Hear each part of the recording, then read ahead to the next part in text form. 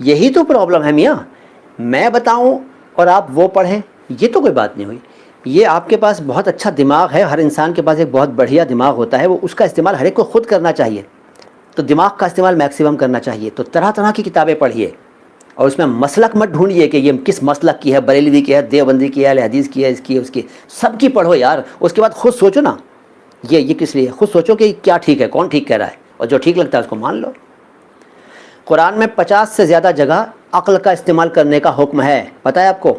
50 سے زیادہ پلیسز پر قرآن میں یہ حکم دیا گیا ہے، یہ آدیش دیا گیا ہے کہ بھائی منشیو تم اس برین کا استعمال کرو. اب آیتیں پوچھو گے، خود بھی پڑھ لیا کرو کچھ یار. تو آپ جو چاہے پڑھیں، جو چاہے دیکھیں، ویڈیو دیکھنے میں پرابلم نہیں ہے، میں نہیں کہتا کہ ویڈیو مت دیکھیں، آپ ویڈیو بھی دیکھیے، کتابیں بھی پڑھیے، قرآن کے ترجمے ضرور پڑھیے، تفسیر ضرور پڑھیے، اور دوسری کتابیں بھی پڑھیے، اور دوسرے مذہب کی کتابوں کے بارے میں بھی جانیے، ہو سکے تو ان کو پڑھیے، ان کے بارے میں جانکاری حاصل کیجیے، کوئی برائی نہیں ہے. اور پھر یہاں سے فیصلہ کیجیے نا. یقین مانیے آپ کو صحیح گائیڈنس وہاں سے ملے گا، وہاں سے ملے گا، اپنے آپ پتہ چلے گا آپ کو. مانیے تو صحیح.